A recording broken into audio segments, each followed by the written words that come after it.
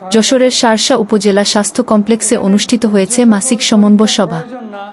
সভায় প্রধান অতিথি হিসেবে উপস্থিত ছিলেন যশোর বিয়োগ 1 আসনের জাতীয় সংসদ সদস্য মাওলানা আজিজুর রহমান। সভায় হাসপাতালের বিভিন্ন সংকট ও সীমাবদ্ধতার বিষয় তুলে ধরেন উপজেলা স্বাস্থ্য ও পরিবার পরিকল্পনা কর্মকর্তা ডা. তৌফিক পারভেজ।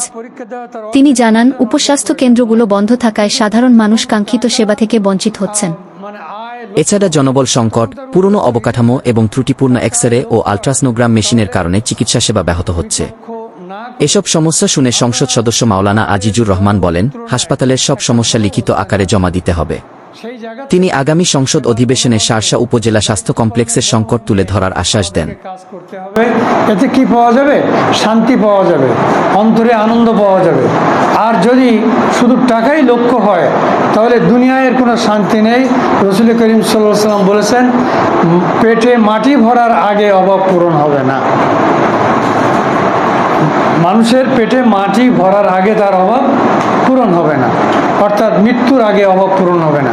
এই এমন এক সর্বনাশী আগ্রহ, এই জায়গার থেকে আমাদেরকে ফিরতে হবে। দায়িত্ব অনেক বছর আগের স্বাস্থ্য কমপ্লেক্স আসলে এখানে সারা উপজেলা থেকেই চিকিৎসা সেবা দেওয়ার জন্য এখানে মানুষ ছুটে আসে। আমাদের আসলে এটা প্রথমে তো 31 শয্যা বিশিষ্ট একটা হসপিটাল ছিল, পরে এটাকে 50 করা হয়েছে অনেক পরে এসে। আসলে এটা এবার এই সরকার 101 করার যে সিদ্ধান্ত নিয়েছেন, এটা আমরা সরকারকে ধন্যবাদ জানাই। কারণ জনগণ যেমন বাড়ছে, চিকিৎসা সেবার প্রয়োজনীয়তা তেমন বাড়ছে। আমি ব্যক্তিগতভাবে 92 সালে যখন প্রথম সহায়তা করেন, এখানে যে সকল পরীক্ষা প্রয়োজন না এমন কিছু পরীক্ষা এখানে না, মানে এই কমপ্লেক্সগুলো সব কমপ্লেক্সেই এ ধরনের হয়। এমন কিছু পরীক্ষা দেওয়া হয় যেগুলো সব প্রয়োজন না, হয়তো অর্ধেক যা পরীক্ষা দেওয়া হয় তার অর্ধেক প্রয়োজন নয়। কিন্তু যখন টাকা মানে আয় লক্ষ্য হয় তখন তার ওগুলো কোনো হিসাব থাকে না। টাকায় লক্ষ্য হয় তাহলে লক্ষ্য না করে আমরা আমাদের জনগণের তুলনায় একটা ভালো অবস্থানে আছি। সেই জায়গার থেকে সেবার মনোভাব নিয়ে, দায়িত্ব পালনের মনোভাব নিয়ে আমাদেরকে কাজ করতে হবে। এতে কি পাওয়া যাবে? শান্তি পাওয়া যাবে, অন্তরে আনন্দ পাওয়া যাবে। আর যদি শুধু টাকাই লক্ষ্য হয় তাহলে দুনিয়ায় কোনো শান্তি নেই। রসুল করিম সাল্লাল্লাহু আলাইহি ওয়াসাল্লাম বলেছেন, পেটে মাটি ভরার আগে অভাব পূরণ হবে না।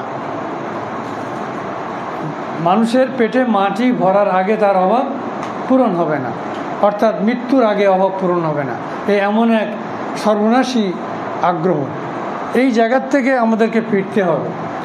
দায়িত্ব জন্য সেবা কার্যক্রম, পাশাপাশি সিজারিয়ান সেকশনও নিয়মিতভাবে আমাদের হাসপাতালে সম্পন্ন হচ্ছে।